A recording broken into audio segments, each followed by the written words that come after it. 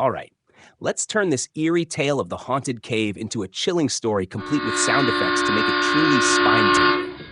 The sound of a train in the distance, fading into the eerie stillness of the night. It was a cold, unforgiving night when the rumors of the haunted cave drew us to the foot of Mount Nebo.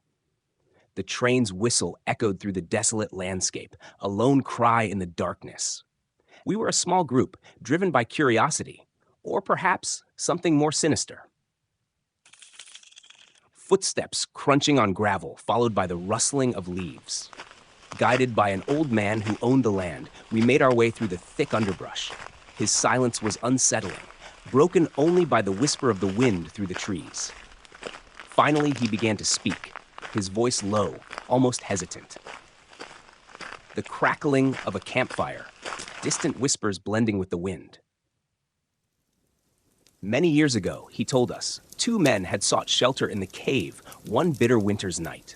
One, a peddler, had a fortune in gold, $13,000, hidden in a belt around his waist. Knowing this, hatched a deadly plan. The faint sound of a knife being unsheathed, followed by a muffled struggle. As the peddler slept, his so-called friend crept up to him, knife in hand. The peddler awoke, fighting for his life, but it was too late. The blade struck over and over until the peddler lay still, his blood soaking the cold ground. The scraping sound of something being buried, earth moving with a heavy, rhythmic thud. The murderer buried the body deep within the cave, hiding the gold 6 feet from the peddler's grave. But his crime was not without consequence. The cold of that night claimed his feet, leaving him crippled and haunted by his own deeds until his dying breath. A ghostly whisper, growing louder, echoing within the cave. The old man told us that even today, the cave holds the remnants of that dark night. The rocks have fallen in, sealing the grave and the treasure beneath 30 tons of stone. And yet, the cave was not quiet. A sudden gust of wind, followed by the distant sound of a woman sobbing.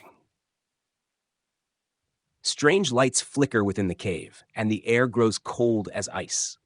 Some say the peddler's spirit still guards his gold, while others have felt an unseen force push them away from the cursed treasure, away from the horrors buried within.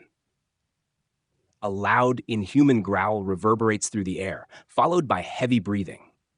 One man, a so-called medium, ventured inside, only to be thrown violently to the ground.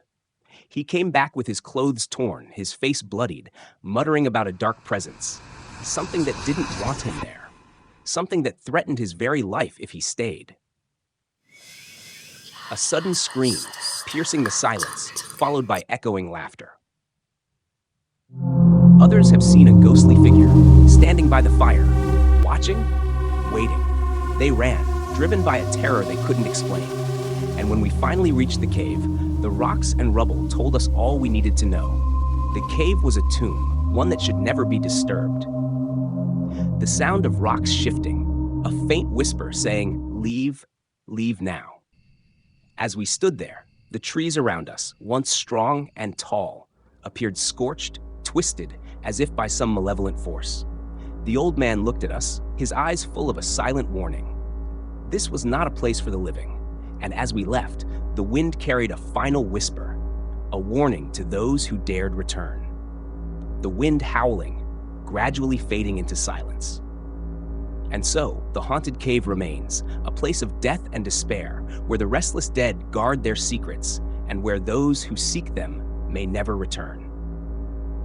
The story ends, leaving you with a lingering sense of dread, as if the spirits of the cave are watching, waiting for their next victim.